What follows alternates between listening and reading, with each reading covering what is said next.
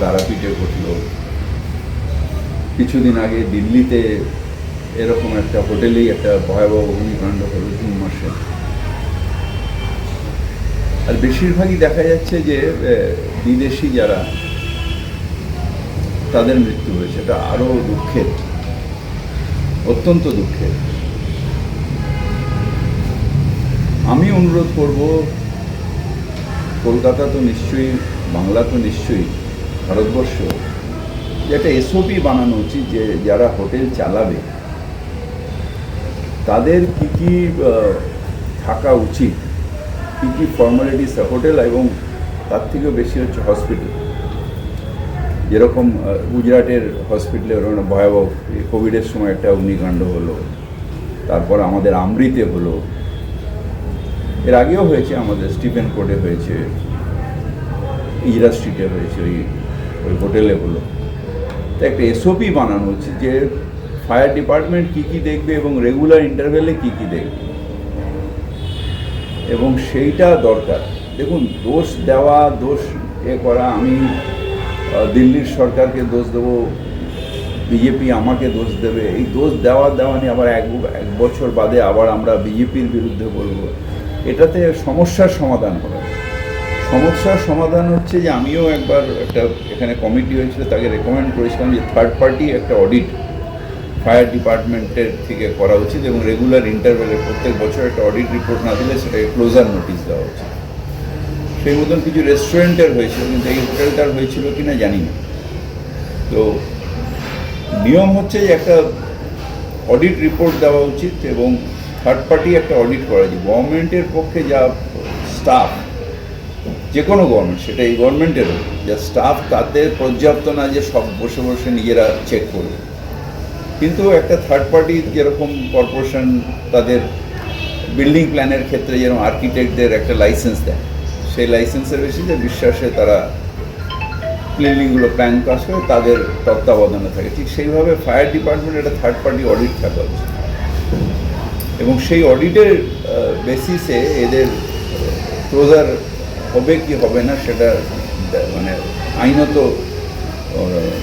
অধিকার সরকারের হোক বা ফায়ার ডিপার্টমেন্টের এটা থাকা উচিত বলে আমি মনে করি। বলছি, পুরমন্ত্রী আপনার ওপর দায় চাপাচ্ছেন যে কি করে এরা এটাতে তো এই যে এগুলো পলিটিক্স, এটা হচ্ছে পলিটিক্স। আমি কিন্তু যখন আমৃতে কতগুলো মানুষ মারা গেল, আমরা রেস্কিউ করেছি, তার ব্যবস্থা করি, কিন্তু আমরা কারোর উপর দায় ফায়ে চাপাই না।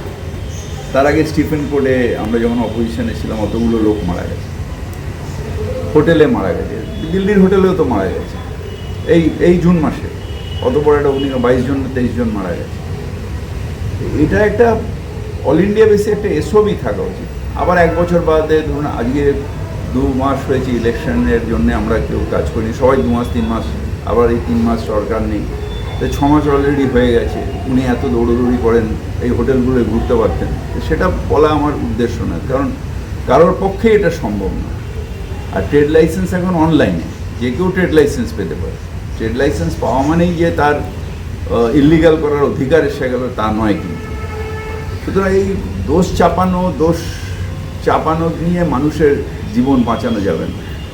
জীবন বাঁচাতে গেলে থার্ড পার্টি করতে হবে একটা অল ইন্ডিয়া বেসিসে, বা সরকারের এখান থেকে আমাদের সরকারি একটা এসওপি তৈরি করুক, যেটার বেসিসে যাতে এরকম ঘটনা না ঘটে। দেখা যায় এই ঘটনাগুলো ঘটে যাচ্ছে, এটা প্রথম নয় যে আগুন এখানে লেগেছে বা তারাপীঠে লেগেছে।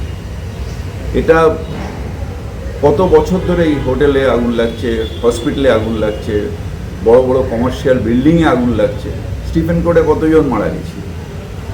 সুতরাং এই একটা যদি রেমিডিস করতে হয়, একটা বসে চিন্তা ভাবনা করে একটা রেমিডিস করতে হয়। মানে বহুতল সেখানে আমি 1 বছর বাদে আবার ওনাকে দায়ী, ঘটনা তো ঘটবে, তাহলে আমি অপোজিশনে রয়েছি, 1 বছর বাদে আবার ওনার উপরে দায়িত্ব দেবো, তাতে কোনো কাজ হবে না।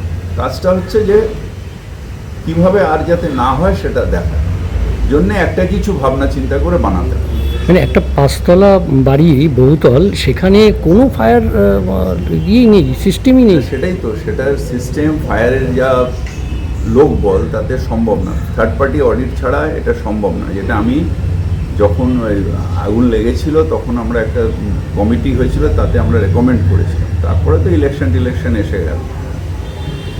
ঠিক আছে। আর একটা লাস্ট হচ্ছে যে ধরুন 1 বছর আগে 2025-এ স্ট্যান্ড রোডে 14 জন মারা গিয়েছিল, ঋতুরাজ হোটেলে আগুন লেগেছিল। সারা রাত আমি ছিলাম। হ্যাঁ, তাহলে কি মানে এইসব ঘটনা ওইটার পরেই তো আমরা থার্ড পার্টি অডিটের কথা বলেছিলাম এবং একটা কমিটি করে আমরা রেকমেন্ড করেছিলাম। তারপর তো ইলেকশন এসে গেল, 6 মাস ধরে তা এইসবই চলছে। আমি জানি না তারপরে আর দমকল ডিপার্টমেন্ট কিছু করেছে কিনা, কিন্তু একটা থার্ড পার্টি অডিট করা উচিত এবং একটা ক্লিয়ার এসওপি তৈরি করা উচিত বলে আমি মনে করি। এত ঘটনা ঘটে কিন্তু এটা হয় না কেন, এটাই প্রশ্ন। এটা আমি কী করে বলব? আমরা যারা পলিসি মেকার আমরা হলাম রেকমেন্ড করি, কাজটা তো করবে যারা আধিকারিক, তারা কাজটা করবে। এই কাজটা আমার মনে হয় যে যদি সদিচ্ছা থাকে, এই দোষ দেওয়া দোষ নেওয়া থেকে ধরুন 1 বছর বাদে ঘটনা ঘটবে, তখন আবার আমি রাস্তায় নেবে কাউকে দোষ দেবো, এটাতে কাজের কাজ কিছু হবে না। কাজটা হলো যে একটা এসওপি তৈরি করতে হবে। এটা যেটা হতো এই যেটা আমি বললাম, কিন্তু তারপরেই 1 বছর আগে যেটা ঋতুরাজ হলো, তারপরেই মাস 6 এই আলোচনা হয়ে রেকমেন্ড করতে করতে ইলেকশন এসে গেল। ধরুন 2-3 মাস ইলেকশনের প্রিপারেশন আর 3 মাস আমরা নিই, মানে 6 মাস চলেই গেছে। তো এটা একটা অসুবিধা হয়েছে, কিন্তু better late than never. Sheikh রতনের রিপোর্ট, পিবি নিউজ।